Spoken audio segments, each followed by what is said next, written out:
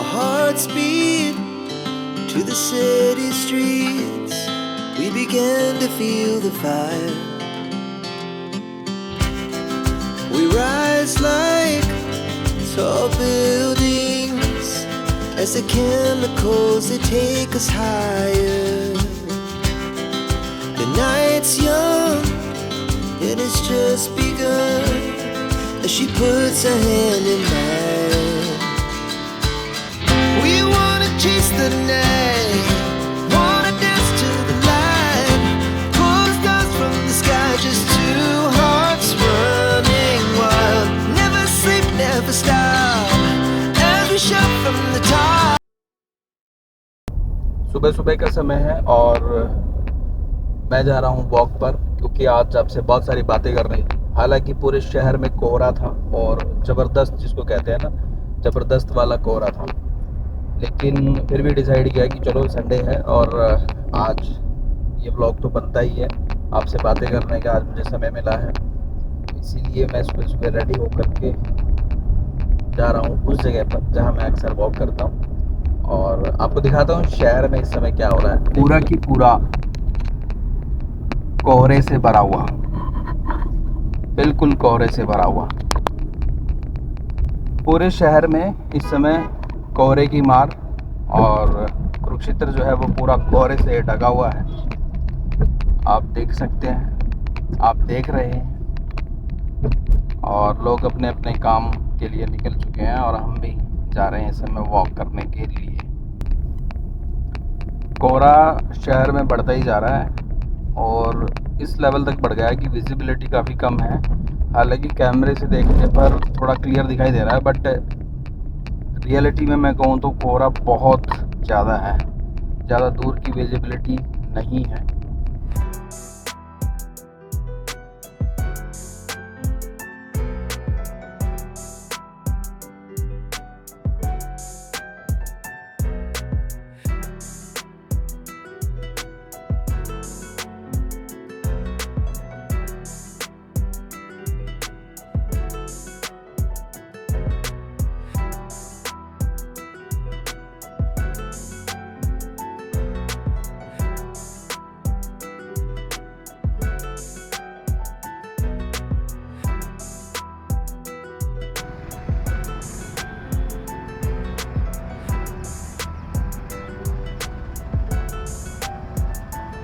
Hello everyone, this is Abhishek and you are watching miles on wheels. स्वागत है आपका इस नए ब्लॉग में।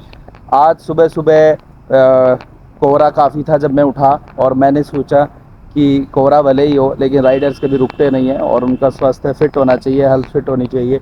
और इसीलिए मैंने डिसाइड किया कि आपसे बातें करने का मौका मिल जाएगा और मेरी वॉक हो जाएगी। तो वॉक करते करते बात करते हैं। फिर मैं बड़ा कंफ्यूज था कि वॉक करते करते बात तो करते हैं लेकिन कहाँ पर वॉक करने जाऊँ, क्योंकि 2-3 ऐसी जगह हैं ख़ास जहाँ पर मैं जाता हूँ। लेकिन फिर मन में आया कि ऐसी जगह होनी चाहिए वॉक करने के लिए जहाँ आपको देखने में व्यू भी अच्छा हो और शांति भी हो, कोई डिस्टरबेंस ना हो। तो इसीलिए मैंने चूज़ किया इस जगह को जहाँ अक्सर मैं वॉक भी करता था और इवन करता हूँ। लेकिन यहाँ पर वॉक मैं तभी करता हूँ जब मुझे लगता है, मतलब थोड़ा सा फ्री टाइम होता है, क्योंकि गाड़ी उठा के आना पड़ता है, घर से थोड़ा दूर है ये जगह। तो इसीलिए आज फिर मैंने गाड़ी उठाई और यहाँ के लिए मैं आ गया। और आपको देखो व्यूज़ यहाँ के बड़े पसंद आएंगे। कोहरा है, सर्दी है, जनवरी की जाती जाती सर्दी, और मेरे पीछे ये सुंदर नज़ारा, यहाँ के ऊंचे ऊंचे पेड़ देखिए, पूरे ऊंचे ऊंचे पेड़ जो हैं ये मुझे बहुत आकर्षित करते हैं। प्रकृति मुझे बहुत आकर्षित करती है और मुझे लगता है आपको भी ये देख के बहुत अच्छा लगेगा। वहाँ पर एक बाबा बैठे हैं, देखो मेरे पीछे, कैसे सर्दी में इन्होंने ओढ़ के बैठे हुए हैं। इनके पास कोई कपड़ा और शेल्टर वगैरह नहीं होता है और गर्म कपड़े भी नहीं होते, तो देख के बड़ा दुख होता है। मेरे पीछे भी हैं वो लोग वहाँ पर, साधु बाबा, इनको नमन करता हूँ मैं। लेकिन इनका मैं कहता हूँ कि बहुत ही इस तरीके से ही अपना जीवन में सब कुछ छोड़ छाड़ के और सत्संग और भगवान की राह को अपनाते हैं, भक्ति की राह को अपनाते हैं और वहाँ पर हाथों को तापते हुए सर्दी के पास चलिए बाकी की बातें हम वॉक करते हुए करते हैं। Let's go.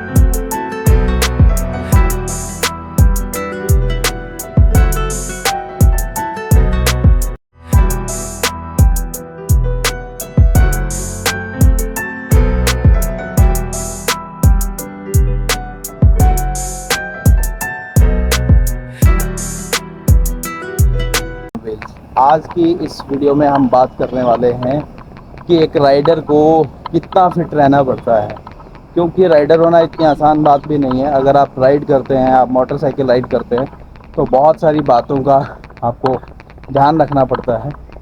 यदि आप उन बातों का ध्यान नहीं रखते तो आप लंबे समय तक राइड नहीं कर पाएंगे। तो आज की इस वीडियो में हम डिस्कस करेंगे कि ऐसी कौन सी बातें हैं जिसका एक राइडर को ध्यान रखना पड़ता है। सबसे पहली बात तो ये होती है कि आप अपनी बॉडी को फिट कैसे रखते हैं, क्योंकि राइडर्स को लंबे किलोमीटर्स तक राइड करना होता है। कोई छोटी मोटी डिस्टेंस उनको कवर नहीं करनी होती है। हालांकि शुरुआत तो छोटी छोटी डिस्टेंस से ही होती है, बट फिर भी उनको काफ़ी, आप कह सकते हैं कि लंबी दूरी तय करनी होती है और घूमना होता है, ट्रैवलिंग करनी होती है। और यकीन मानिएगा, इस ट्रैवलिंग के लिए ना बहुत ज़्यादा एनर्जी की ज़रूरत होती है, बहुत ज़्यादा समय की भी ज़रूरत होती है। लेकिन समय मिल जाता है, एनर्जी भी एक्यूमुलेट कर सकते हैं, बट हेल्थ और स्टेमिना एकदम से नहीं आता है, ना ही ये कहीं मार्केट में मिलता है। ये आपको आपकी बॉडी के अंदर होता है और आपको इम्प्रूव करना पड़ता है। तो एक राइडर को हेल्दी होना सबसे ज़्यादा ज़रूरी है।